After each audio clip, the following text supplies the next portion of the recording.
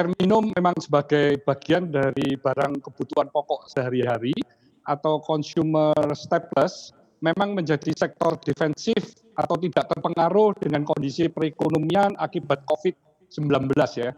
Dengan peningkatan konsumsi air minum hingga kuartal 1 2020, sales Cleo masih bertumbuh 21% dan laba bersih bertumbuh 40% dibanding kuartal 1 2019 ya. Baik, dengan pertumbuhan konsumsi ini sebenarnya apa yang bisa mulai dikalkulasi karena banyak sekarang kita mulai gunakan menakar sampai berapa bulan ke depan bisnis seperti ini masih bisa berjalan. Apakah kali ini benar-benar berbeda karena Anda katakan paling defensif ini sektor ini? Ya, karena Cleo adalah termasuk kebutuhan pokok ya. Jadi meskipun ada COVID, tetap semua masyarakat juga harus minum 8 gelas per hari rata-rata seharinya ya. End product dari Cleo adalah air minum yang mau tidak mau pasti akan dikonsumsi. Tetapi Cleo tidak sendirian, banyak juga pemain-pemain lain di pasar kita. Bagaimana diferensiasi yang masih akan terus dimaksimalkan oleh Cleo? Jadi Cleo memang mulai awal kami selalu berinovasi, baik dari sisi brandnya, warnanya, kemasannya, juga dari konten airnya. Nah, saat ini air di mineral atau air minum Cleo adalah yang terbesar di Indonesia pasarnya.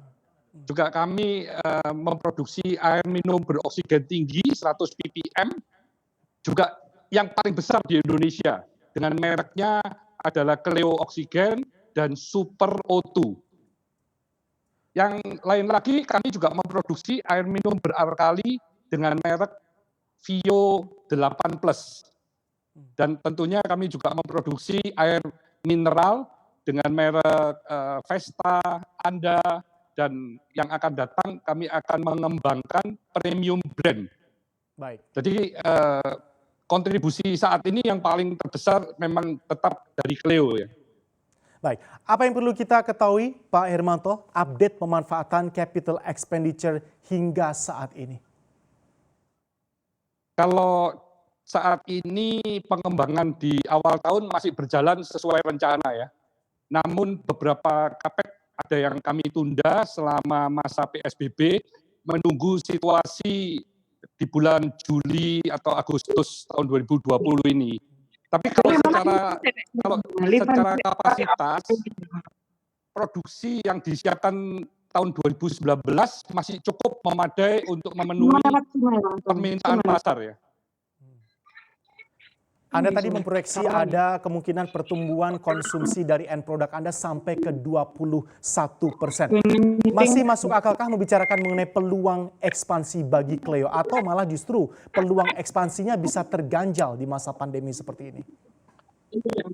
Masih sangat memenuhi syarat karena market share dari Cleo ini masih antara 4-5%, sedangkan pertumbuhan nasional growth dari AMDK setiap tahunnya ini antara 8-10%.